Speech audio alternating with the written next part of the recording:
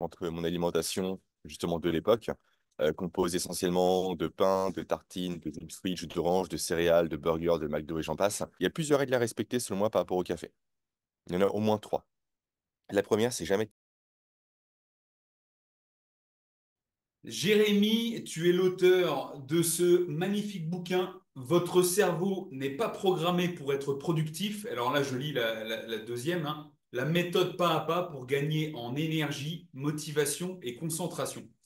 Et tu vois, autant j'ai acheté le bouquin, ben, déjà pour te soutenir, parce qu'on se connaît depuis maintenant 2 ans et demi, il me semble, C'est pour te ça. soutenir, mais quand je vois ce qui est avancé dans ce livre, dans ton livre, suite à tes recherches et tout ce que tu fais, c'est intéressant à tout point de vue pour toutes les personnes qui veulent performer. Et dans le milieu dans lequel j'évolue, alors certes, j'évolue dans la naturopathie, la nutrition, mais je suis aussi dans le milieu sportif avec des compétiteurs, j'accompagne des compétiteurs. Et bien en fait, tout le monde veut être plein d'énergie, Mhm. plein de motivation et concentré, être focus sur son objectif. Donc, ton bouquin déjà m'a énormément, comment dire, interpellé.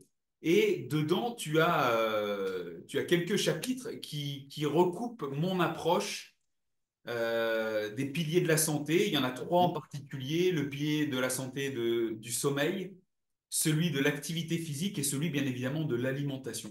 Mhm. Et j'aimerais qu'on les aborde au cours de cet entretien. Mais avant ça, est-ce que tu pourrais te présenter pour les gens qui ne te connaissent pas, dire mais d'où sort Jérémy? Qu'est-ce qui fait qu'il est capable de sortir un bouquin comme ça? Euh, Avant toute chose, déjà merci pour l'invitation, Julien. Première chose, c'est important de le dire et de le mentionner, je pense. Très heureux de participer à ton très beau podcast avec les beaux invités que tu as reçus précédemment. Et qui suis-je avant toute chose? Je pense que je suis maintenant père. C'est ce que je mettrai en premier maintenant de plus en plus, car ce fut un véritable déclic, tant pour moi que pour mon travail, que pour mes ambitions, que pour mes recherches que tu as mentionnées précédemment. En effet, avant d'écrire ce livre-là, qu'on abordera plus tard en détail ensemble, j'avais un mode de vie qui était à l'opposé de ce que je décris dans ce livre-là. Je mets de côté l'adolescence parce que la vie était plus subie que choisie, mais juste quand j'ai commencé à être adulte, je négligeais mon sommeil.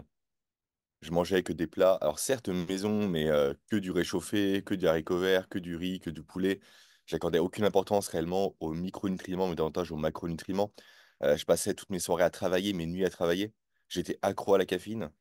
Bref, beaucoup d'éléments effectivement qui dressent un tableau, on va dire, peu élogieux de ma personne.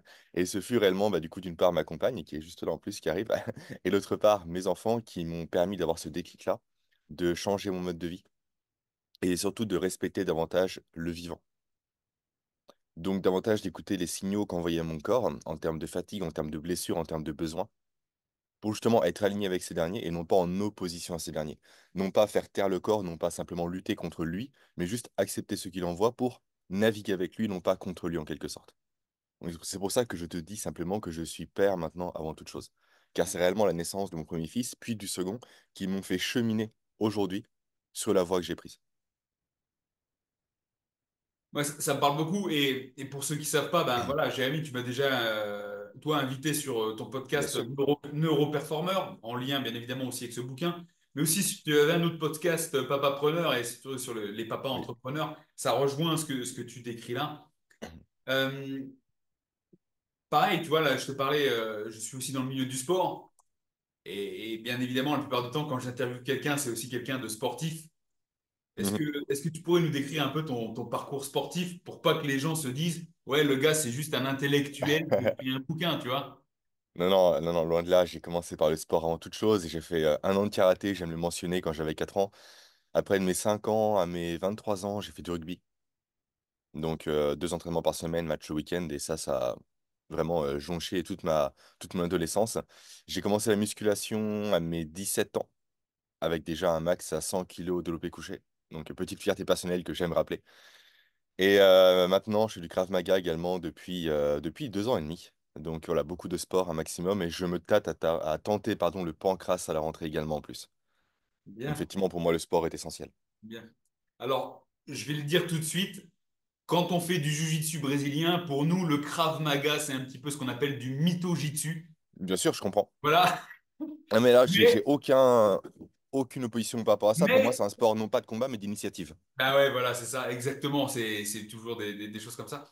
Je voudrais qu'on revienne sur le rugby parce que moi, je te connais, je t'ai vu en vrai. Je vous le dis, hein, pour les auditeurs, auditrices et ceux qui nous regardent, Jérémy, c'est un physique quand même, quoi. Le mec est imposant, quoi.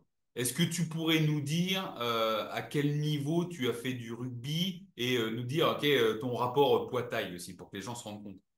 Non, j'ai eu des sélections, effectivement, que j'ai passées, etc. Mais j'ai jamais fait le rugby avec une vocation réellement de professionnalisme. Pour moi, c'était des potes, avant toute chose. C'était juste la ferveur du rugby un peu à l'ancienne. C'est une bande de copains qui, tous les week-ends, allaient combattre ensemble contre une équipe adverse. Et dès lors, justement, que j'ai perdu cette notion d'équipe, dès lors que je suis devenu senior, en quelque sorte, où le club avait des vocations, justement, de haut niveau, que j'ai arrêté. Ouais, Parce que moi, toute chose, c'était la ferveur, c'était les amis, c'était vraiment s'entraider, se soutenir dans le combat ensemble. Et non pas simplement combattre, entre guillemets, que pour un club où tu n'as que des personnes rapatriées dans ce club-là qui n'ont aucun lien entre eux. ouais. Donc, réellement, j'ai plus cette vision-là du rugby, les potes, la ferveur, et cette notion véritablement en fait, de frère d'armes Ça, et de ça me valeurs liées à parle, ça. ça me parle énormément, Jérémy. Moi, je mets ça en perspective avec mon historique. J'ai été militaire et il y a cette cohésion, tu vois, cette Hmm. force du groupe qui t'attise, qui te tire, qui t'anime. Et quand j'ai quitté l'armée, que je me suis retrouvé dans un service de sécurité qui était certes reconnu, hein, mais beaucoup plus individualiste, j'ai pu perdre par un moment un peu ce goût, tu vois, ce goût, cette Hmm. initiative. Ouais, je comprends bien. Euh, Qu'est-ce qui a fait que de ce milieu sportif euh, et cette envie de groupe, d'effort, tu es parti, ben, qu'est-ce qui a fait que tu en es arrivé là, tu vois? Est-ce que c'est tes études? Est-ce que c'est dans ton chemin professionnel? Est-ce que c'est une problématique particulière? C'est un peu de tout à la fois. Je le mentionne dans le livre, un peu à l'introduction. Enfant, j'étais constamment fatigué. Et j'avais pas fait la corrélation à l'époque entre mon alimentation, justement de l'époque, composée essentiellement de pain, de tartines, de jus de fruits, jus d'orange, de céréales, de burgers, de McDo et j'en passe. Et justement, cette fatigue constante, pardon, et élément renforcé par le fait que ma mère me décrivait comme étant fatigué de nature. Donc j'avais cet aspect presque fataliste de la fatigue. Je suis né comme ça, je ne peux rien y faire. Et c'est que en commençant la musculation, inspiré notamment par le rugby, forcément, tu vas être plus fort sur le terrain, plus impactant, plus dense. Donc la musculation te mène à ce résultat-là. Également impacté par le catch, comme je le dis dans mon livre, avec ses physiques très esthétiques qui forcément font rêver les garçons des années 90 comme j'en étais un, qui m'a mené justement à améliorer mon alimentation pour prendre à l'origine plus de muscles, pour mieux récupérer, plus performer. Également respecter un peu plus mon sommeil, même si à l'époque, ce n'était pas encore réellement le cas, pour justement atteindre ce même but escompté et dit précédemment, qui m'a fait avoir des résultats au niveau de la productivité par la suite. Et c'est comme ça que j'ai vu au final que je suis passé d'un enfant qui était très déconcentré à l'époque, qui même a loupé l'opportunité de sauter une classe à une époque car trop turbulent, trop actif, trop hyperactif comme on dirait maintenant. Est-ce que réellement on est hyperactif ou trop accro au sucre? C'est un débat. Donc c'est réellement ce changement-là au début dans une vocation de prise de muscle, de prise de gain musculaire, de prise de force, qui m'a amené à voir des résultats positifs sur ma productivité, sur ma concentration, sur ma motivation. J'ai pas fait le lien immédiatement, mais c'est que plus tard, quand j'ai commencé justement à être dans les études supérieures, notamment j'ai fait un master 2 en ressources humaines, et à créer une chaîne YouTube sur les RH, et aussi à lancer un podcast sur les soft skills, donc les compétences douces, management, communication, etc., que j'ai fait le lien au fur et à mesure de, c'est pas tant, comment dire, l'apprentissage de ces compétences-là qui est compliqué, mais plus la capacité à les exprimer efficacement qu'il l'est. Et c'est là que le lien est apparu entre un mode de vie sain, donc un cerveau capable de faire ce qu'on veut qu'il fasse, et justement la capacité à être plus productif, plus efficace, mieux communiquer, etc. Vraiment, c'est la jonction que j'ai fait entre, OK, j'ai les compétences douces, mais est-ce que je peux réellement les mettre en application? Est-ce que j'ai le potentiel pour le faire? Est-ce que j'ai les capacités pour ou non répondre présent quand on attend de moi que je réponde présent? Et ça, c'était renforcé par le fait qu'étant ancien responsable recrutement, j'ai eu beaucoup de candidats justement qui avaient beaucoup de compétences sur un CV, mais lorsqu'il fallait les exprimer réellement en vrai, il y avait un problème. Il y avait un gap entre la théorie et la réalité. Et c'est comme ça que j'ai fait un pont tranquillement entre l'alimentation, le sommeil, le cerveau et la productivité. C'est un résumé très condensé de 10 ans de ma vie, mais Ouais, voilà l'essentiel. ouais, c'est bien résumé. je voudrais qu'on aborde dans le bouquin le chapitre sur l'alimentation et j'aimerais qu'on commence avec ce que tu dis hein, et ce que tout le monde dit, cet adage, le gras c'est la vie. Bien sûr. Le Je gras ne c'est pouvais la que vie. mettre un hommage à Camelot. Eh J'étais obligé. oui. Est-ce que tu pourrais nous expliquer, pour ceux qui ne savent pas, en quoi le gras peut t'aider à être plus énergique, euh, être motivé, être concentré comme c'est mis en avant dans ton bouquin. Est-ce que tu pourrais, pour que les gens comprennent, parce que tu vois, sur la chaîne principalement, c'est des sportifs jiu-jitsu brésiliens, voire des Mhm. gens qui suivent le milieu de la naturopathie. Et souvent, on dit, ben, si tu manges du gras, tu deviens gras, le gras, c'est calorique, le gras, c'est du cholestérol, c'est pas bon pour la santé. Est-ce que tu pourrais nous donner ton approche, quoi, par rapport à Bah, ton... déjà, le seul fait, je pense, à comprendre pour expliquer l'intérêt du gras, c'est que 60% du cerveau, c'est du gras. Donc dès lors, se priver de gras, c'est priver le cerveau en quelque sorte de la matière première dont il a besoin pour fonctionner. Deuxième chose également, plutôt intéressante à noter, c'est que les réactions hormonales du corps humain passent par le gras. Souvent, on parle de testostérone, ce qui est important pour des sports comme les tiens, comme le rugby aussi, comme la musculation. La testo est produite notamment par le cholestérol. Donc s'il n'y a pas de cholestérol, il n'y a pas de testostérone. Donc dès lors, effectivement, le cholestérol, il faut l'apporter de façon également exogène. Et souvent, on pense effectivement que le cholestérol est néfaste pour la santé. Ça, c'est un mythe, c'est notamment issu d'une personne qui s'appelle Ansel Keys, l'étude des 7 que tu connais, je pense, qui est une personne simplement qui a été mandatée par le gouvernement américain pour démontrer grosso modo que le sucre est supérieur au gras. Donc les lobbies, forcément, ont joué leur rôle derrière. Et le fait est, c'est que cette personne a pris, je crois, 22 pays à l'origine pour étudier justement l'impact de la consommation de gras sur la santé et n'a retenu que les 7 qui allaient dans son sens.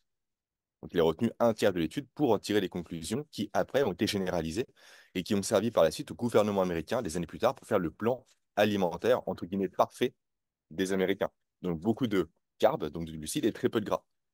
Parce que les conclusions, du coup, qui ont été tronquées, qui ont été, entre guillemets, trichées par Anselkis, ont servi encore une fois de base pour ces recommandations-là. Donc, effectivement, le gras est essentiel. Le gras est essentiel pour la synthèse des vitamines. Le gras est essentiel pour les hormones, comme on l'a vu, pour le cerveau, pour également la myéline. La myéline, qu'est-ce que c'est? C'est une gaine qui entoure les neurones et qui les protège et qui accélère leur fonctionnement. Il y a un rapport typiquement de 60 entre un cerveau non myélinisé, entre guillemets, et un cerveau myélinisé. Donc, la formation va 60 fois plus vite. C'est monstrueux. Et également, c'est un cerveau qui perd moins ses neurones, donc qui est moins soumis aux maladies dites neurodégénératives. Bref, pour moi, le gras est essentiel. Si on prend du bon gras, encore une fois, toute la question est là aussi. Qu'est-ce que le gras? Est-ce que c'est un gras transformé Ça allait ou être est-ce que ma c'est un prochaine gras qui est question. naturel? Ça allait être Voilà. ma prochaine question. Le gras, gras et gras. On dit il y a tellement de choses dans les graisses, les bonnes graisses, les mauvaises graisses. Bien sûr, en fait, le plus simple, je pense, il y a une heuristique que j'aime bien appliquer par rapport à mon alimentation, c'est de ne jamais consommer un produit qui fait l'objet d'une publicité. Donc, s'il y a un produit gras qui fait l'objet d'une pub à la télévision, généralement, évitez-le. Parce que les gras mis en évidence ou en valeur sont des gras de mauvaise qualité. Tu verras jamais du ghee à la publicité, à la télévision. C'est impossible, alors que c'est du bon gras. En fait, tout ce qui effectivement fait l'objet d'une publicité, donc tout ce qui a cette notion mercantile derrière, même si tout est mercantile évidemment, mais cette notion de surprofit en quelque sorte, est à éviter en termes de nourriture.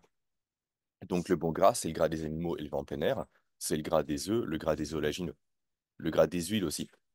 Mais c'est pas le gras qu'on trouve dans la margarine. C'est pas le gras qu'on a dans un soda, dans un burger. Bah, un soda, façon de parler, dans un burger, pardon. Dans les fast-foods. Ça, c'est du gras qui est généralement trop cuit, donc qui atteint un point de fumée qui est trop élevé, qui devient toxique pour le corps humain, et qui en plus de surcroît n'apporte rien encore à part un état inflammatoire qui est à éviter. Donc c'est le gras naturel, tout simplement. Après, tu peux rentrer en détail avec le rapport oméga 3, oméga 6, oui. Mais commencez déjà par supprimer le plus important avant de vouloir pinailler en quelque sorte. Et après, on pourra pinailler. Ouais, c'est ça. Et souvent, on dit ouais, qu'est-ce qu'on veut pinailler, Hum, qu'est-ce qu'on peut faire pour optimiser. Souvent, je le rencontre avec les clients ou des gens qui vont essayer de me poser des questions. Je dis ouais, mais déjà, fais le point sur ce que tu fais actuellement. Et quand tu hum, fais le point, tu te rends compte qu'il y a vraiment des choses vraiment à corriger, à changer pour aller mieux. Effectivement. Tu parlais de cette étude qui mettait que le gras, en fait, au final, était néfaste et qu'il valait hum, mieux s'orienter vers une alimentation glucidique. Et comme tu l'as dit, hein, c'est ce qui a défini en fait les recommandations nutritionnelles des 50 dernières années. hum. Et on voit bien le physique des êtres humains, comment il a évolué sur les 50 dernières années. Tu en parles dans ton bouquin, le gras c'est la vie, le sucre c'est l'ennemi. Est-ce que tu pourrais développer là-dessus? Ah, il y a un excellent livre qui est un déclic chez moi par rapport à ça, c'est le livre de David Perlmutter, qui s'appelle Ces glucides qui menacent votre cerveau. Il explique concrètement que les glucides de façon générale, et d'autant plus les glucides raffinés tels que le sucre, donc le pain blanc, les pâtes, tout ce qui est industriel encore une fois, hein, tout ce qui fait l'objet de publicité pour me répéter, sont des éléments qui viennent créer un état inflammatoire dans le corps humain et qui de surcroît provoquent généralement des pics de glycémie. Alors je pense que ton audience est assez familière par rapport à ce terme-là, mais au cas où, dès lors qu'on mange un aliment trop riche en glucides, on vient élever le taux de sucre dans le sang jusqu'à dépasser l'état d'homéostasie. Et en fait, cette élévation-là fait que le sang vient, entre guillemets, devenir plus liquoreux, plus caramélisé, donc plus dense. Et un sang qui est plus dense, c'est un sang qui chemine moins bien dans le corps humain. Donc forcément, le cerveau ne veut pas de cet état-là, car il est trop dangereux pour sa survie. Donc dès lors, il vient déployer un super agent qui s'appelle l'insuline, mais qui applique ce que j'ai appelé dans mon livre, il me semble, la défense dite proportionnée. Et que plus le pic de sucre est intense, plus elle va être ultra intense en réponse à ce pic-là. Et le plus le risque, c'est que l'insuline supprime tellement de sucre dans le sang qu'on arrive à un état où on n'a plus assez de sucre directement disponible pour être efficace et avoir de l'énergie. Et c'est comme ça qu'on fait constamment le yo-yo au cours de la journée. Et c'est la raison pour laquelle des personnes qui prennent un petit déjeuner à base de céréales, de lait, de jus de fruits sont amorphes potentiellement à 10 heures. Et c'est pour ça également qu'on voit partout, en open space notamment, des gens qui, 2 heures après le repas du midi, sont léthargiques au travail et qui perdent potentiellement 1 heure et demie à 2 heures de productivité par jour. Et c'est là en plus que j'aime bien taper un peu sur les formateurs en productivité, en présentiel notamment, qui servent justement des croissants, donc qui élèvent justement le taux de sucre dans le sang de façon violente, lorsqu'ils enseignent des méthodes de productivité à leurs apprenants. En fait, ils enseignent des méthodes qui vont à l'opposé de l'état physiologique dans lequel ils placent leurs apprenants. Donc il y a un vrai problème aussi par rapport à ça. Donc cette notion, encore une fois, de corrélation entre ce que tu manges et ce que tu peux faire concrètement au quotidien. Il n'y a pas le lien qui est fait encore malheureusement dans le grand public. Et ça, tu le vois, je pense, avec tes athlètes aussi. Ouais, ouais, ça, je le vois souvent. Et tu vois, on parle d'athlète aussi. Euh, Bah, très souvent, athlète, qui dit athlète dit entraînement répété dans la journée. Donc, Mm, faut remettre aussi en perspective parce qu'il y a quand même des besoins spécifiques, tu vois, en apport bien sûr. glucidique et calorique. Mais comme tu décrivais le petit déjeuner un peu traditionnel, céréales, lait, jus d'orange, on se rend compte que oui, ben, c'est très axé au glucidique, parce qu'il y a du Mm, lait dans le lait, qu'il soit végétal ou animal, hein, il y a toujours beaucoup de glucides dedans, même des sucres naturels, hein. Le lait de vache, je le mm, rappelle pour tout le monde, il y a du lactose dedans, et le bien lactose, sûr. c'est le sucre du lait. Il y a du sucre. Mm, Les céréales, que ce soit des cornflakes, que ce soit des flocons d'avoine, que ce soit ou autre chose, eh ben, ce sera principalement des apports glucidiques. Du jus d'orange, c'est de l'eau avec du sucre au final, hein, bien mm, évidemment. Mais on constate que oui, il manque de lipides, il manque de protéines qui peuvent permettre de réguler un peu cet mm, apport glucidique. Chez le sportif qui va s'entraîner peu de temps après un petit déjeuner tel que celui-ci, ça ne va pas lui poser de problème forcément d'un point de vue énergétique, j'ai envie de dire. C'est peut-être après sur la durée, la répétition des efforts et sa récupération que ça pourrait poser problème. Mais effectivement, quand j'accompagne des sportifs de moins haut niveau, tu vois, plus du quotidien, qui vont prendre ce petit déjeuner, ils vont me dire soit ce que tu as décrit, 10 heures, ah ben, je suis complètement amorphe, il me faut un autre café pour compenser, et on viendra sur le café après. Il faut un mm, autre café pour compenser, je fais une hypo. Enfin, ou je fais une hypo, il faut que je remange. Tu vois, j'ai toujours faim. Et souvent, en mangeant moins glucidique au petit-déj, on se retrouve avec des personnes qui n'ont plus faim en milieu de matinée ou qui n'ont plus de coups de barre. mm. Dans Souvent, tous les cas, c'est simple en fait, c'est sucre rapide, énergie lente. C'est aussi simple que ça en fait. Et le problème aujourd'hui, c'est que la norme est devenue la normalité, la normalité, pardon. Non, que la norme n'est pas la normalité. Aujourd'hui, effectivement, les gens ont pour référentiel que les personnes fatiguées, que les personnes qui mangent mal.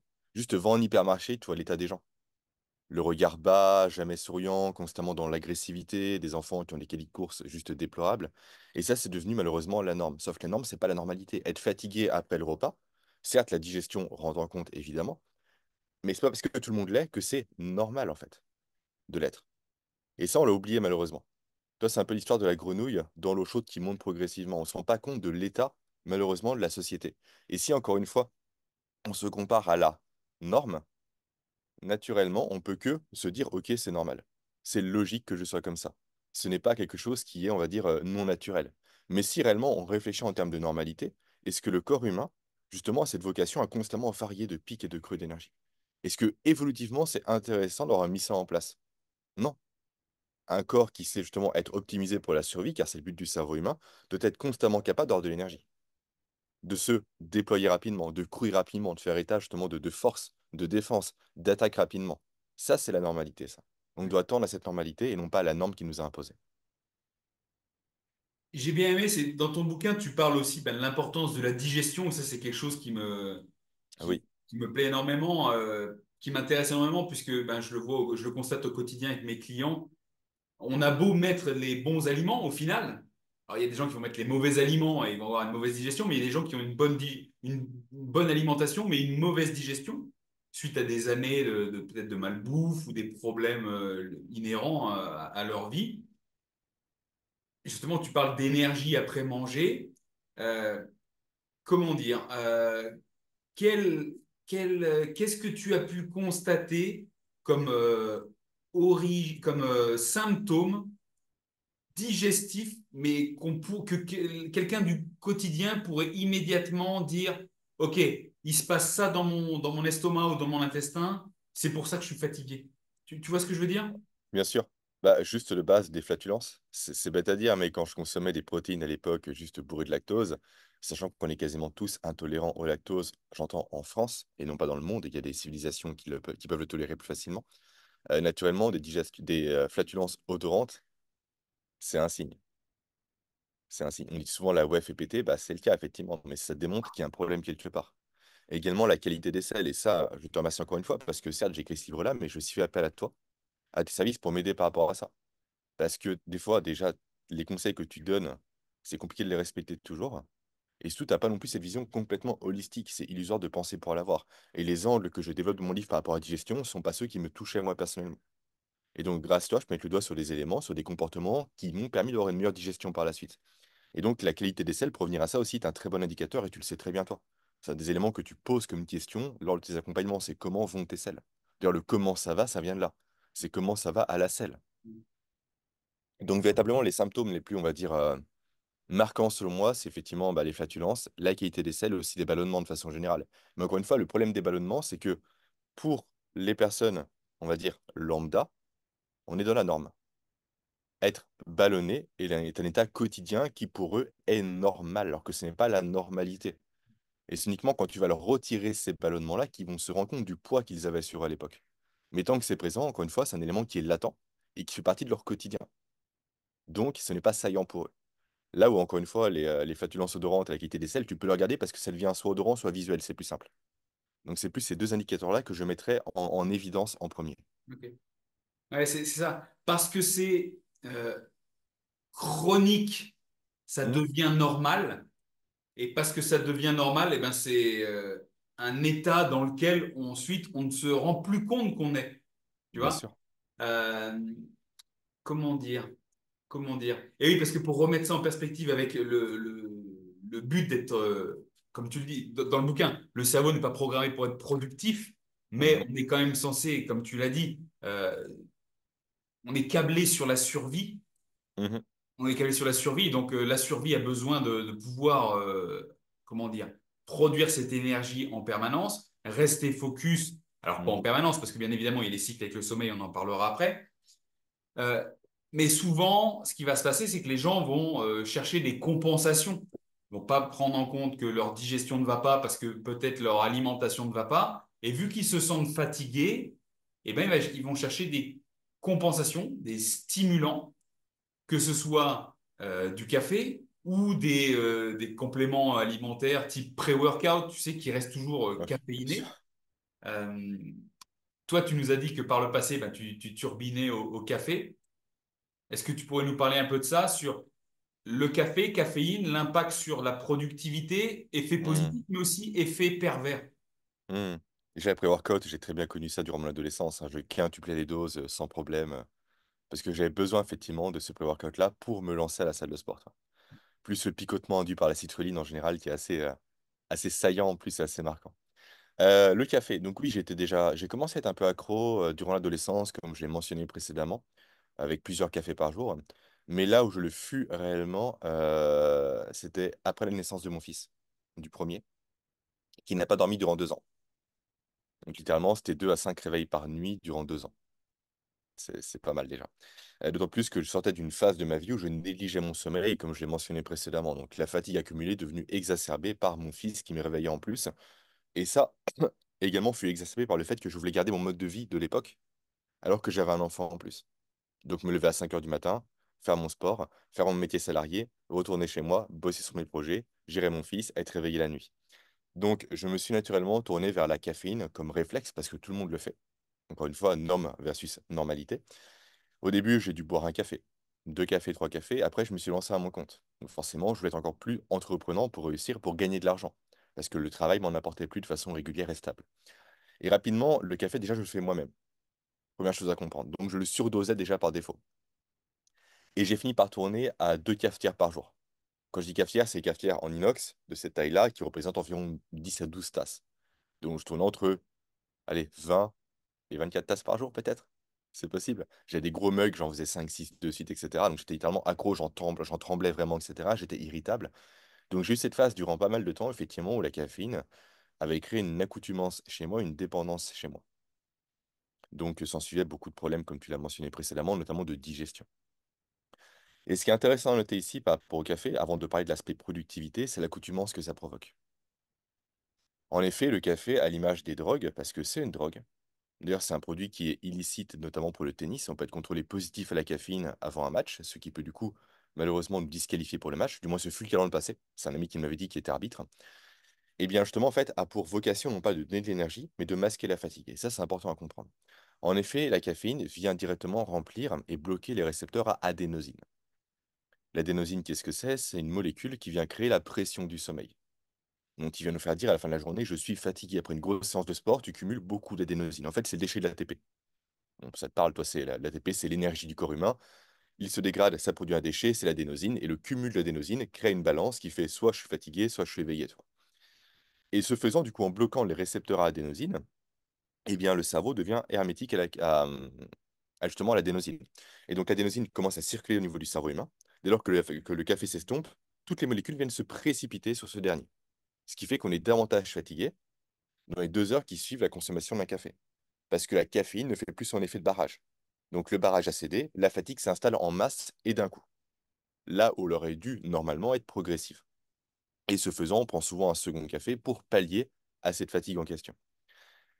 Et donc, surtout, le cerveau humain n'est pas bête, il est fait pour optimiser sa survie. Et donc, dès lors qu'il voit de façon trop régulière ses récepteurs saturés, il se dit, il y a un problème quelque part. Et ce problème-là, en fait, je sais qu'elle a adénosine. Elle est présente, c'est naturel, c'est normal, c'est évolutif. Donc, ça vient forcément des récepteurs. Donc, je vais en créer des nouveaux. Donc, forcément, là où un seul café suffisait avant, maintenant, il en faut deux. Après trois, après quatre. Et c'est comme ça que je suis arrivé personnellement à boire 2 cafetières par jour pour avoir l'effet au final d'un café quand j'ai commencé. Ni plus ni moins. C'est ça qui est terrible. Et le jour où j'ai pris conscience de tout ça, de mon addiction, où je tremblais, j'étais irritable, j'étais insupportable, tant avec mon fils qu'avec ma compagne, j'ai arrêté durant 2 ans toute prise de caféine, du jour au lendemain. Alors, ce fut très compliqué parce que l'image des drogues est une période de sevrage durant laquelle tu as mal à la tête, durant laquelle tu n'es pas bien, durant laquelle tu es en manque. Mais durant 2 ans, j'ai complètement arrêté avant de réintroduire par la suite plus stratégiquement le café. Qu'est-ce que ça veut dire? Il y a plusieurs règles à respecter selon moi par rapport au café. Il y en a au moins trois. La première, c'est jamais de café, déjà le matin au réveil. Pourquoi? Parce que le matin au réveil, c'est là que naturellement tes pics de cortisol sont les plus élevés. Le cortisol, c'est quoi? Souvent l'apparente à l'hormone du stress, c'est plus complexe que ça. C'est l'hormone qui vient déstocker le sucre présent, stocké dans le corps humain pour le rendre disponible. Donc c'est le cortisol qui donne de l'énergie le matin pour se réveiller. Et vu que naturellement on a un pic très élevé le matin, si on respecte un bon sommeil, du mouvement, l'exposition au soleil et j'en passe, naturellement chercher à prendre un café à ce moment-là pour avoir entre guillemets plus d'énergie équivaut à charger un téléphone déjà plein. On n'irait jamais à 110%, c'est impossible. Et de surcroît, en consommant un café tôt le matin, on viendrait, d'après ce que j'ai pu comprendre, empêcher l'adénosine qui reste en circulation d'être capturée par le cerveau humain. Donc on va créer d'entrée de jeu une dette d'adénosine qui va provoquer un crash de caféine encore plus élevé par la suite et plus intense par la suite. Donc le premier café, il faut le prendre stratégiquement quand le cortisol commence à décliner, à savoir 90 à 120 minutes après le réveil. Ça, c'est la première règle. Deuxième règle, jamais de café après 14 heures. Grand maximum, pourquoi? Parce que la demi-vie de la caféine, c'est 6 heures. Ce qui fait que si on le prend à 14 heures, à 20 heures, on a encore 50% de substances actives dans le corps humain. Moi, j'arrête généralement à 11 heures mon café. Ça me suffit, c'est un par jour. Quand j'en prends un, et c'est à 11 heures. Donc, on évite de le prendre tard en soirée. Après, une règle très importante également, même deux règles d'ailleurs. La première, c'est de prendre un café de qualité. Et ça, c'est essentiel. En effet, quand je consommais du café, je prenais du café comme ça en hypermarché, etc., du café de basse qualité. Sauf que j'ai pu lire de par mes recherches que pour avoir cette notion de globalisation au niveau du monde entier, ils ont harmonisé le goût du café. C'est pour ça qu'un Starbucks que tu prends en Chine aura le même goût qu'un Starbucks que tu prends potentiellement en France ou en Allemagne. Et pour justement arriver à cette normalisation du goût, cette uniformisation du goût, ils viennent surtorréfier le café. Sauf que le café à la base, c'est quoi? C'est une baie. Et un fruit, donc naturellement, et un fruit qui est trop brûlé, c'est un fruit qui devient oxydant pour le corps humain. Donc qui provoque de l'inflammation, qui provoque des effets non pas positifs, mais délétères. Également, quand on parle de qualité, maintenant, j'évite le plus possible le café en dosette, parce que tu as des résidus d'aluminium dedans. Hein. Et forcément, c'est illusoire de croire que tu ne vas pas consommer d'aluminium dans ton café en même temps que le café. Et l'aluminium dans le corps humain, en général, c'est pas très bon parce que c'est un conducteur électrique.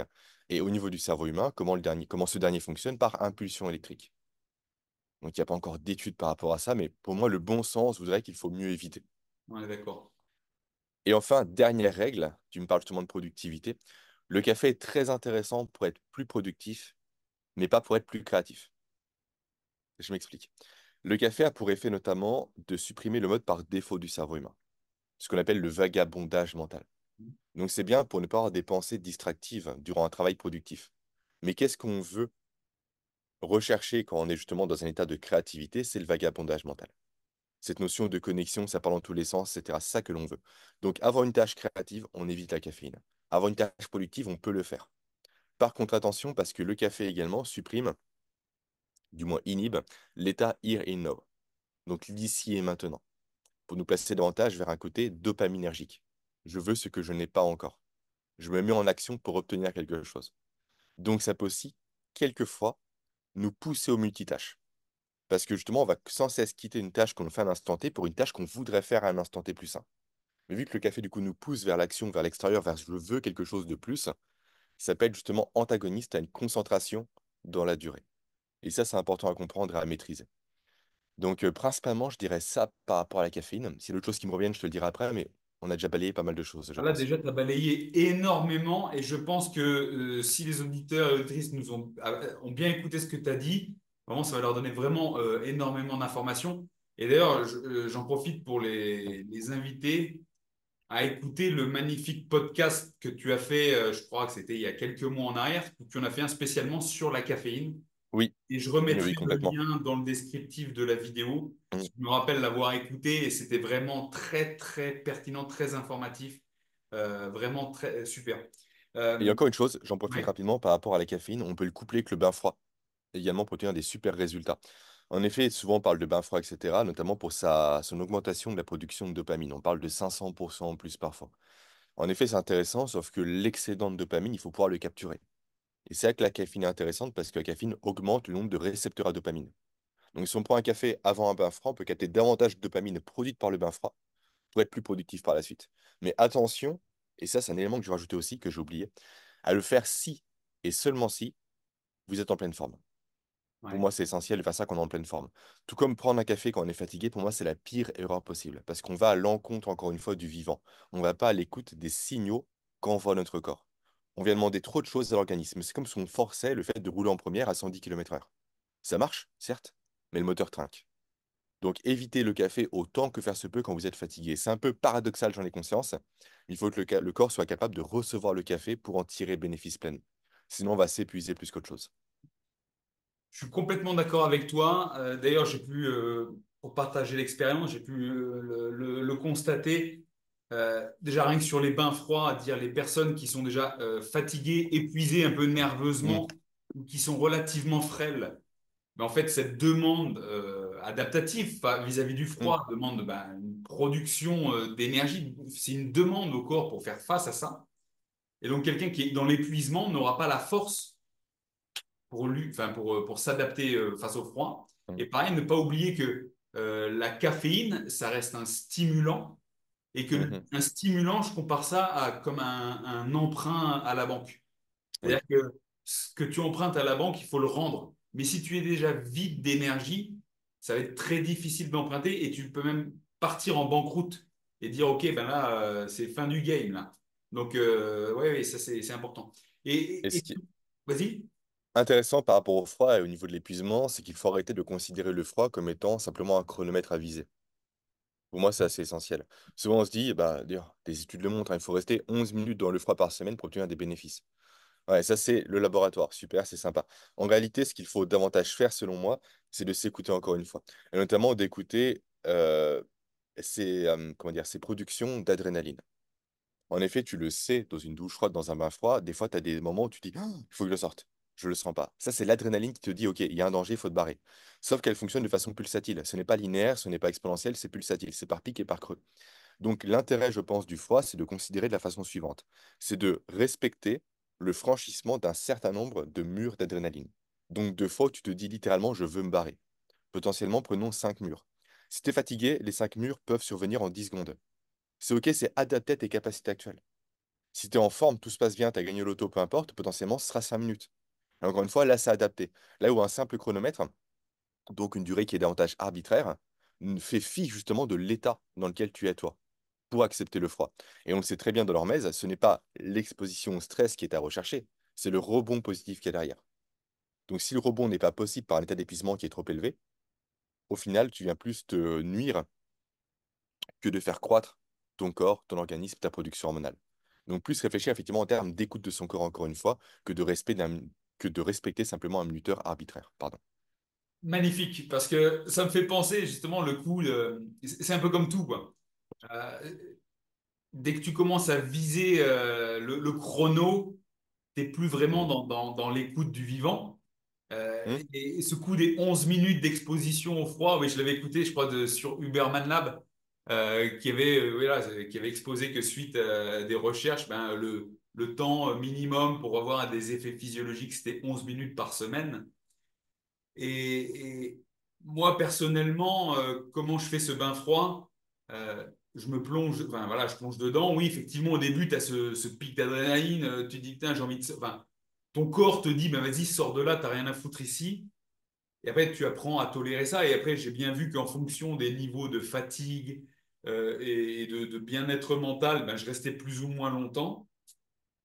Moi, ce que je m'impose, c'est quand ça commence à devenir facile, tu vois, quand ton corps s'adapte bien dans le bain Mm. froid, quand ça commence à être facile et que je peux limite prendre du plaisir, ouais, on va utiliser ce mot-là, je me dis, OK, c'est qu'il est temps de sortir. Mm. Et ça, ça a été un peu recoupé dans l'entretien entre Huberman et David Goggins, où Huberman lui dit que suite, pareil, à des études, à partir du moment où le stresseur n'est plus vraiment un stresseur, ben, il devient inutile, en fait. Mm. Tu vois ce que je veux dire? Super intéressant. Mm. J'avais écouté ça, donc je me suis dit, oui, mais en fait, je pars sur le bon truc, tu vois. C'est pas une histoire de temps, c'est une histoire de. À partir du moment où dans ta tête. Non, ouais, c'est ça. Ce qu'il disait, c'est que si déjà, avant d'aller dans le bain froid, pour toi, c'est même plus un stress parce que ça devient une habitude, tu vois, tu n'anticipes pas avec un peu de crainte, tu vois. Et bien, en fait, c'est plus un stress. Et donc, ça n'aura plus du tout le même effet Ouais. physiologique, même si tu respectes les chronos qu'on t'impose et autres. Mm. C'est cool. Vraiment intéressant, ouais. Vraiment intéressant. On va revenir sur un des chapitres que dans ton livre, et ça va découler un peu de ce que tu as dit avec la caféine, c'est le sommeil.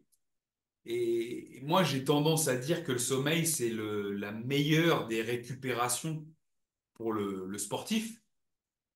Et un sportif, c'est quelqu'un qui est productif parce qu'on sait que ses résultats sont corrélés à son volume d'entraînement et à sa capacité à récupérer. Quels sont, selon toi, les facteurs essentiels, enfin que non, c'est pas ça la question. Je recommence. Quelle est selon toi la durée optimale, c'est un peu biaisé hein, comme question, la durée optimale de sommeil ou comment pourrait-on décrire un bon sommeil? Intéressant. Déjà, je ne parlerai pas de récupération pour le sommeil, plus de croissance. Ça me paraît important parce que le sommeil est une phase de productivité durant laquelle le cerveau justement travaille pour nous faire croître, tant au niveau physique qu'au niveau cognitif. Donc on est plus effectivement une notion de croissance grâce au sommeil. Et je pense que changer justement cette notion de sémantique permet de mettre encore plus l'emphase sur l'importance du sommeil. C'est pas tant je récupère, c'est je m'améliore grâce au sommeil. Chose effectivement qui m'avait échappé à l'époque où je négligeais ce dernier. Après, quelle est la durée optimale du sommeil? Déjà, celle qui nous correspond avant toute chose. Pour moi, c'est essentiel. Et comment est-ce qu'on peut le voir, c'est si on se réveille en forme ou non, en fait. Pour moi, c'est le principal indicateur. En effet, beaucoup de personnes que je suis, qui font appel à mes services, mesurent leur sommeil. Bah, j'ai une Bagoura, par exemple, moi, c'est mon cas, toi. Mais souvent, ces gens-là ont pour réflexe, dès le réveil, de mesurer leur sommeil, de voir comment s'est passée leur nuit. Et c'est l'indicateur qu'ils vont voir sur la montre qui va déterminer leur perception du sommeil qu'ils viennent d'avoir. En effet, j'ai beaucoup de clients qui me disent, bah, qui ont ce discours-là, grosso modo, c'est j'ai bien dormi. Je regarde ma montre, elle me dit que j'ai mal dormi, du coup j'ai mal dormi. Et je me sens justement en manque de sommeil. Donc première chose déjà, c'est de s'écouter soi-même. C'est comment est-ce qu'on a ressenti sa nuit? Est-ce qu'on se sent reposé ou fatigué? Est-ce qu'on a du mal à s'endormir ou est-ce que ce fut facile pour s'endormir? Est-ce que des réveils nocturnes ou non? Mais c'est plus réellement, encore une fois, cette notion d'écoute du corps humain. C'est lui qui a les secrets, c'est lui qu'il faut écouter, point barre. Et comment également on est en journée? Est-ce qu'on est irritable ou est-ce qu'on est davantage patient? Est-ce qu'on est capable d'être concentré ou non? Comment sont nos réflexes potentiellement? Comment est la séance de sport? Également, un bon indicateur, maintenant, si on parle plus de mesure et de métrique, c'est comment est notre poigne, la force de poigne, toi. Moi, j'ai un élément pour mesurer chez moi la force de ma poigne. C'est un excellent indicateur pour mesurer l'état du système nerveux. Et forcément, si tu dors bien, ton système nerveux, lui, il est réactif. Donc, plus tu as de force dans la poigne, plus ça veut dire que tu peux recruter facilement tes neuromoteurs en même temps pour déployer ta force. Et plus c'est prédictible, je crois que c'est ça, d'une bonne séance de musculation. Parce que tu es capable d'envoyer le jus quand il faut envoyer le jus. Mais avant toute chose, vraiment, c'est l'écoute de son corps. Est-ce qu'on est fort? Est-ce qu'on se sent bien? Est-ce qu'on se réveille bien? Etc. Pour moi, encore, on en revient à ces basiques-là. Non pas la mesure, mais juste le ressenti. Moi, je serais très intéressé que tu m'envoies le lien de. C'est un appareil de Ouais, pression. c'est un truc que tu prends comme ça, tu serres et tu as un indicateur de pression qui se met en place. Je te l'enverrai avec grand plaisir. Tu m'enverras le lien, j'essaierai ça. Et c'est vrai que c'est pas la première fois que j'en entends parler et je ne l'ai jamais mis en place, ça. Ensuite, je vais revenir sur la sémantique, où on parle, oui, moi d'habitude, oui, je parle de récupération avec le sommeil, et toi, tu parles de croissance avec le sommeil, et je Mm, pense que c'est un terme que je vais réutiliser, parce que c'est tout à fait pertinent. C'est vrai, tu as raison, hein, c'est vraiment important, cette histoire de sémantique, de vocabulaire utilisé. Et c'est pas pour rien qu'on conseille aux gamins de bien dormir, tu sais, pour la mm, consolidation des acquis pendant la bien sûr. nuit. Et on constate bien que les enfants qui dorment le plus, ce sont ceux qui apprennent le mieux et qui retiennent mieux les choses. Alors on dit ça pour les enfants, mais aussi on peut le constater chez les adultes, bien Mm, évidemment, parce que ce qui est valable pour les enfants en général, c'est aussi valable pour les adultes. Ensuite, je voudrais mettre pas un bémol, mais tu vois, c'est sur cette durée de sommeil qui peut, toi, comme tu dis, celle qui nous convient, celle où on se sent bien.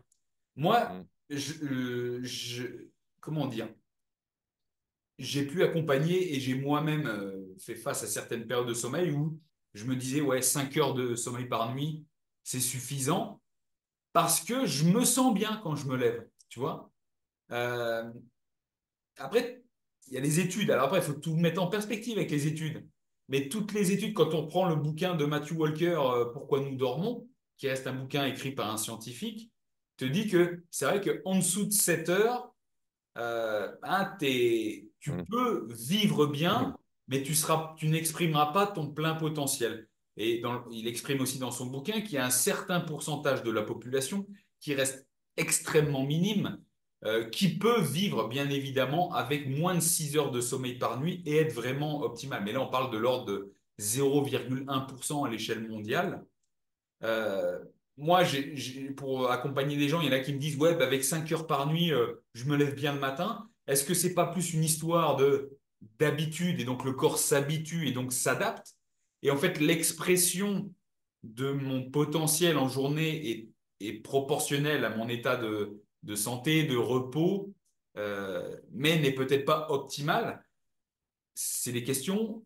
Et en même temps, je vois qu'avec ce genre de personnes, si j'arrive à les faire dormir ne serait-ce qu'une heure de plus, ben, au bout de quelques mois, ils disent, ouais, ben, au niveau énergie, Et au niveau sensation et performance, ça n'a rien à voir. Qu'est-ce que tu en Mais tu dis? as entièrement raison, effectivement. Je parlais davantage de mon prisme initialement quand j'ai répondu à la question.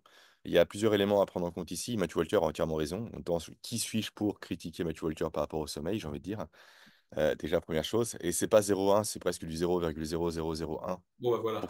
Sauf qu'au final, 90% des gens se pensent comme étant appartenant à ce 0,001%. Ça, c'est un problème. Problème renforcé par les réseaux sociaux aussi, hein. Où encore une fois, le sommeil est vu comme une perte de temps, où tu as des Netflix qui disent que leur principal concurrent, c'est le sommeil. Bref, des hérésies, selon moi, comme ça, qui se mettent en place.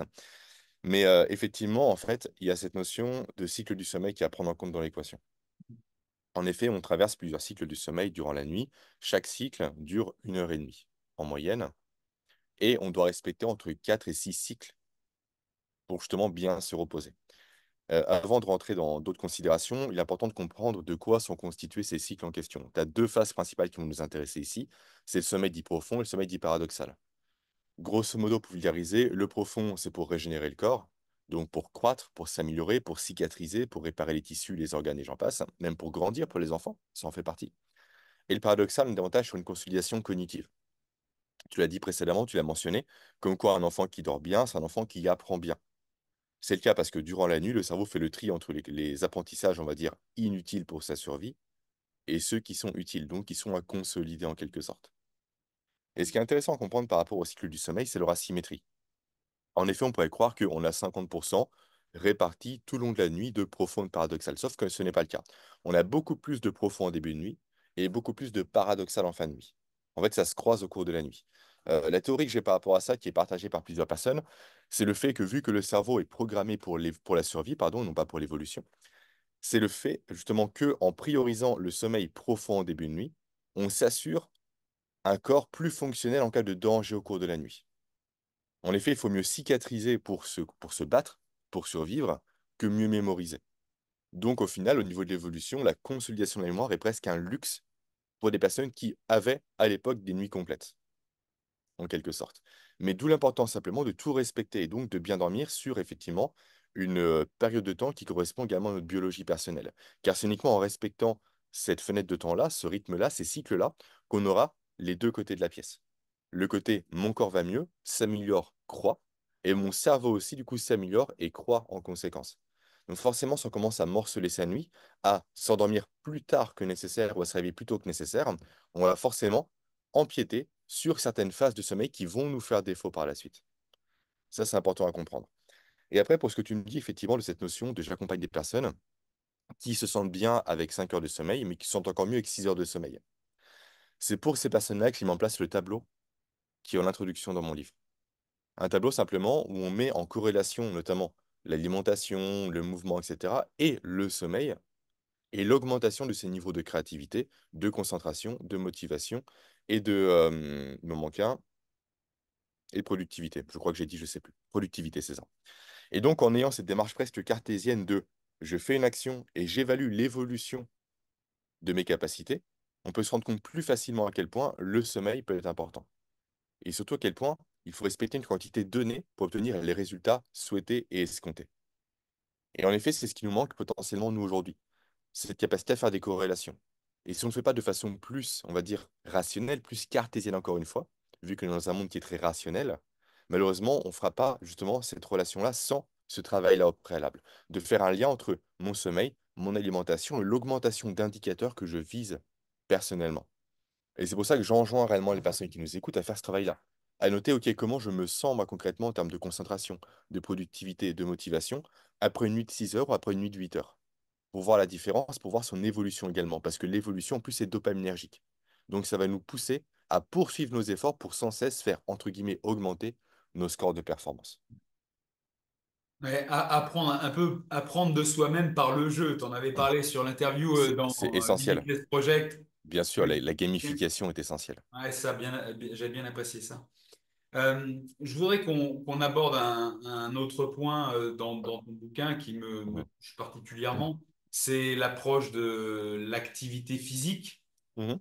pour le fonctionnement cérébral au final et pour être plein d'énergie et que les gens prennent bien conscience que c'est le mouvement qui va te permettre de te sentir énergique et pas d'être assis d'attendre que l'énergie vienne bien sûr.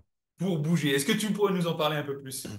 Bah déjà, juste au niveau évolutif, il y a un lien qui a été fait, qui a été mis en évidence, qui a été prouvé entre justement le mouvement et le développement du cerveau humain. En effet, il s'avère que notamment le fait de passer de la position quadrupède à bipède a fait exploser le cerveau. Pourquoi? Parce qu'avec la bipédie est arrivée également l'instabilité. Donc le besoin du cerveau à traiter son environnement de façon plus précise pour garder une posture stable et donc non risquée pour la survie. Et également, du coup, se sont libérées les mains. Donc forcément, on a développé de nouvelles connexions neuronales pour savoir quoi faire de ses mains, tenir des choses, lancer des choses. Et en plus, avec ça, du coup, est arrivé naturellement l'ère des chasseurs-cueilleurs. Donc, avec justement l'activité physique due à la chasse et à la cueillette, se sont greffés directement, naturellement avec, la coopération entre les individus. Donc le langage, donc la coordination, donc la stratégie, donc la planification pour obtenir des proies. Et tout ça découle encore une fois de la mise en mouvement de l'être humain, de l'action, etc. Et ça, on le constate parfaitement bien au niveau du cerveau, encore une fois, car dès lors que l'on va faire du sport, notamment du sport intense, typiquement ce qu'on pourrait qualifier de HIIT à l'heure actuelle, alors que le HIIT, c'était la norme avant, encore une fois, hein, norme versus normalité, euh, le corps et le cerveau plus précisément accentue la production de BDNF. La BDNF, c'est quoi? C'est une protéine, donc Brain Derived Neurotrophic Factor. Mon accent est dégueulasse, j'en suis désolé. Mais simplement, c'est une protéine qui va favoriser la neurogénèse, donc la création de nouveaux neurones. En effet, il y a un mythe comme quoi, à partir de 25 ans, on ne crée plus de neurones, mais on en perd. C'est un mythe, encore une fois. Si on est actif, si on réfléchit, si on prend le temps de se former, de s'informer et de faire du sport en parallèle, le cerveau continue de progresser. Pourquoi? Parce qu'on va lui imposer des choses, on va dire, qui sont compliquées pour lui, qui le mettent parfois en situation d'échec. Et c'est l'échec qui pousse le cerveau humain à s'améliorer. Et ça, le sport, justement, est un très bon, on va dire, levier pour cela. En effet, pourquoi un cerveau dont le but premier est de survivre et donc d'économiser de l'énergie, irait-il chercher l'amélioration si tout lui réussissait?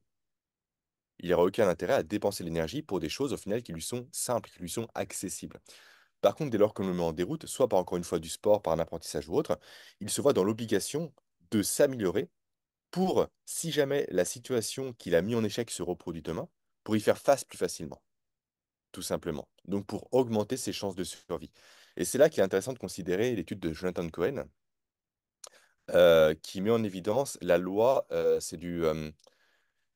mince, forcément, elle m'échappe, c'est du 85-15, c'est ça. Il faudrait que 85% des choses que l'on entreprenne soient simples pour nous, pour justement créer cette notion de je peux le faire, je suis motivé, ça me réussit, je vais dans un état d'esprit de croissance perpétuelle. Mais que 15% des actions en termes d'apprentissage, de sport, etc., nous mettent directement en situation d'échec. Donc pour d'une part avoir le plaisir de réussir et d'autre part l'effet positif qu'a l'échec sur la croissance cérébrale et sur la croissance du corps de façon générale. Donc le sport pour moi est essentiel par rapport à ça parce que c'est un des leviers dont on ne peut pas se faire l'économie aujourd'hui.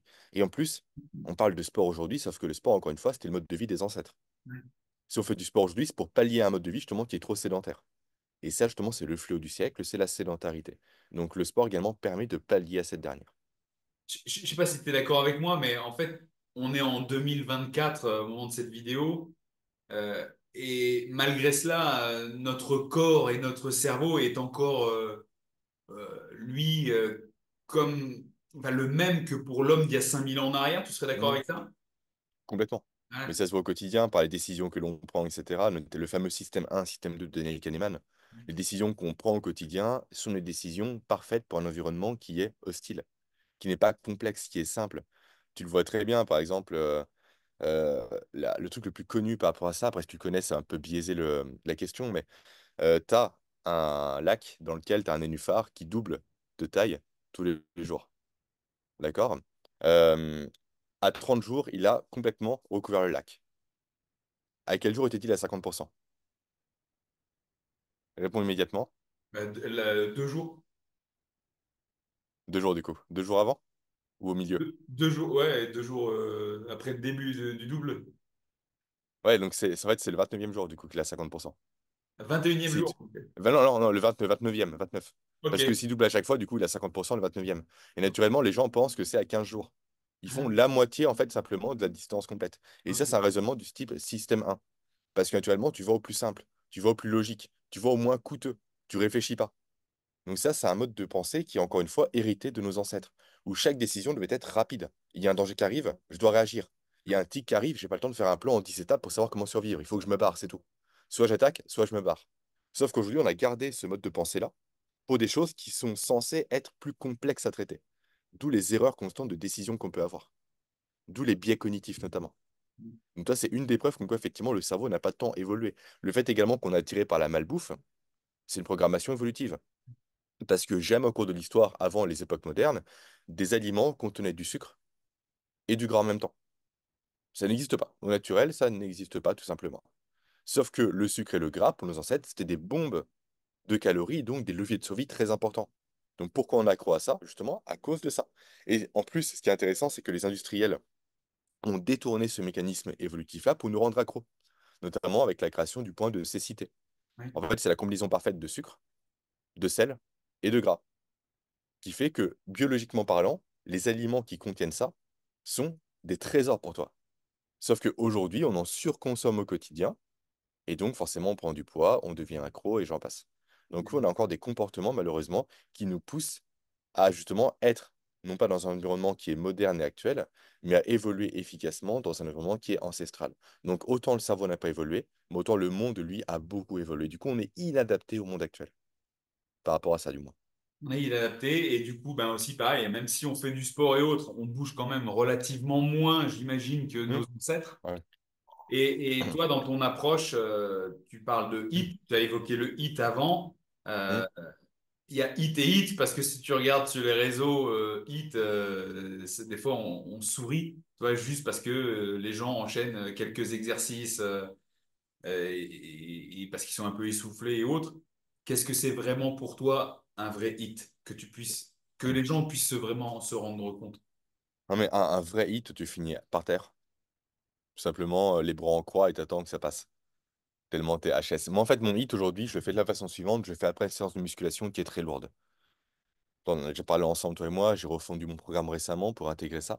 Donc, je fais des séances de musculation lourdes par rapport à ma force, évidemment, qui sont adaptées à moi. Ça dure 40 minutes ultra intense. Et après ça, je fais un hit de 5-10 minutes où là, mon but, c'est de me cartonner un maximum avec des burpees, des lancers de balles, de la battle rope, etc. pour finir HS. Mais du coup, la période que je mentionne moi, elle est courte parce qu'avant, j'ai fait le travail de m'épuiser durant ma séance de sport. Des fois, je peux même plus faire des squats sautés tellement j'ai mal aux jambes. Mais je les fais quand même. Mais justement, si tu fais que un hit, à la fin, il faut que tu sois littéralement rincé de chez rincé. Sinon, tu n'as aucun, entre guillemets, bénéfice physiologique. En fait, le hit, simplement, c'est là pour, entre guillemets, te placer dans des conditions de combat face à un adversaire. C'est littéralement ça, toi qui fais du JJB, tu sais comment ce que c'est Ouais. simplement, c'est enchaîner des mouvements, être par terre, se mettre debout, courir, sauter, bondir, etc. C'est comme s'il y avait une proie face à toi ou un prédateur face à toi. Il faut lutter contre. Et on ne lutte pas en étant à 50%. On lutte en étant à 100%. Merci de rappeler ça parce que trop souvent les gens mettent hit vont appeler HIIT, en fait, tout simplement juste qu'il y ait un circuit training Oui. avec un enchaînement d'exercices, certes avec peu de repos, mais avec peu d'intensité. Et toi, bien évidemment, ce que tu viens de mettre en avant, c'est qu'il faut de l'intensité. On n'oublie pas que HIIT, c'est High Intensity Mm, Interval Training. Donc, c'est haute intensité. C'est pas juste intensité, c'est haute intensité. Et c'est bien de mettre en perspective haute intensité avec le côté survie mm, et dire, OK, c'est pour ça que je posais la question tout à l'heure sur l'état du corps humain d'aujourd'hui en parallèle avec celui d'il y a 5000 ans, qui était plus câblé sur plus de survie au quotidien. En fait, ce qu'il faudrait, c'est reproduire ce schéma pour nous-mêmes, pour à la fois les compétences physiques, mais en même temps mm. l'action cérébrale sur la neurogénèse et autres. On en revient à ce que tu as mentionné précédemment. Si tu commences ton hit sans appréhension, tu n'auras pas de bénéfice. Voilà. On en revient précisément à ça. Tu dois craindre, en fait, tu dois craindre déjà ce à quoi tu vas faire face. Mm, C'est vrai, toi, c'est un peu comme tu es dans la rue, tu vois, il y a des paroles qui commencent à monter avec quelqu'un que tu connais pas, tu sais que ça peut partir en vrille, tu sens un peu cette adrénaline, tu as cette crainte, tu te dis, attends, je vais y aller, je vais pas y aller, attends, si j'y vais, qu'est-ce qui va se passer? Et après, tu y vas. Donc, tu es déjà, tu as cette préparation et tu es prêt dans l'action, et c'est là que tu vas c'est dans cette préparation que tu vas mobiliser déjà une partie de tes mm. ressources pour cette action. Et en fait, ce que toi, tu suggères, c'est limite se mettre dans ces conditions pour son Ah, hit. Est-ce que Littéralement, ce avoir serait une possible séance pour toi? de musculation, moi, j'appréhende la veille. Pas Ouais, toutes les séances, bien sûr, il y en a où j'excelle plus, mais une séance de jambes, bah, dès la veille au soir, je dis, demain, c'est les jambes, quoi. ouais. Donc, dès la veille, en fait, t'es là à dire, va falloir y aller, quoi. Ça va faire mal, c'est douloureux, je voudrais pas y aller, mais il faut y aller, quoi. Ah, Donc, mais oui, il faut avoir cet état-là. ça me parle, mon pote, là, parce que moi, quand je fais le deadlift, je me lève le matin, le premier truc, je me dis, putain, aujourd'hui, c'est deadlift. Tu vois, c'est des trucs qui, tu sais que tu vas y aller, quoi. Tu vas donner Hmm, tout. Ah non, ok, ça me parle énormément. Ça me parle énormément. Bon. Jérémy, ça fait un peu plus d'une heure qu'on parle. déjà. Ouais, c'est un peu plus d'une heure. Moi, vraiment, j'ai toutes les infos que je cherchais. Il y avait beaucoup de choses que je connaissais, mais que je voulais t'entendre dire au profit de nos auditeurs et auditrices. Je le rappelle, hein, si vous ne savez pas, hein, Jérémy, c'est l'auteur du livre Le cerveau n'est pas programmé pour être productif. Je vous invite vraiment à le lire parce que ce qu'on a évoqué dans cet entretien, ça n'est que, allez, 20% du bouquin. Que Hmm. 20%. Dedans, vous avez beaucoup de côtés, de conseils pratiques et aussi de conseils, de choses pour comprendre comment ça se passe. Et comme je dis souvent, à partir du moment où on comprend les principes, c'est beaucoup plus facile pour nous-mêmes de mettre en place les choses au quotidien. Et ce que dit Jérémy, tu me dis si je me trompe, hein, c'est que même s'il y a des choses autour de vous qui paraissent normales, la normalité n'est pas la norme. En gros, c'est ça. Complètement. C'est le résumé, on peut dire, des propos que j'ai tenus, ce n'est pas la norme. On est bien d'accord. Pour résumer aussi ce que tu as dit, eh ben, on se focalise sur une bonne alimentation naturelle, on soigne sa digestion. Si on prend du café, on évite d'en prendre dès le réveil et on évite d'en prendre après 14 heures. On soigne son sommeil, on écoute son sommeil, on prend des notes, savoir comment on se sent au niveau énergie, productivité, avec 5, 6, 7, 8 heures, on prend ses notes. Et ensuite, au niveau de l'activité physique, on reste sur des choses qui vont à un moment donné être très intenses, pour lesquelles on a de l'appréhension et qui nous font vraiment sortir de notre zone de confort. J'ai tout résumé? Tu as tout résumé. Parfait. Jérémy, est-ce que tu pourrais aussi nous dire si quelqu'un veut travailler avec toi, où on peut te contacter? Dans tous les cas, je mettrai les liens en dessous de la vidéo. Alors, deux possibilités principales, ça serait mon site internet, évidemment, et mon compte LinkedIn. Je pense pas qu'on te le mentionne souvent, LinkedIn, Non? mais c'est effectivement un réseau sur lequel je suis plutôt actif. Donc, n'hésitez pas et je répondrai sous 72 heures à peu près. Parfait. Difficilement avant, par contre. Oui, oui.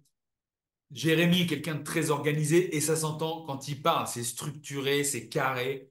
Moi, ça me plaît. Et je pense que quand on a besoin d'être accompagné, être avec quelqu'un de carré, c'est bien. Quand on veut être accompagné, c'est qu'on veut aussi se décharger, se délester de toute pensée pour pouvoir se concentrer Hmm, sur l'action. Encadrez-vous, entourez-vous. Souhaite Jérémy pour ça. Pour moi, pour un coach sportif, allez-y, les yeux fermés. merci. Jérémy, je tiens à te remercier vraiment pour tout ce partage. Je te souhaite le Merci à meilleur toi. pour la suite. Hmm. Je crois qu'on se voit bientôt au mois de septembre sur une petite retraite entre gars très solides. Je te dis à très bientôt et merci pour tout.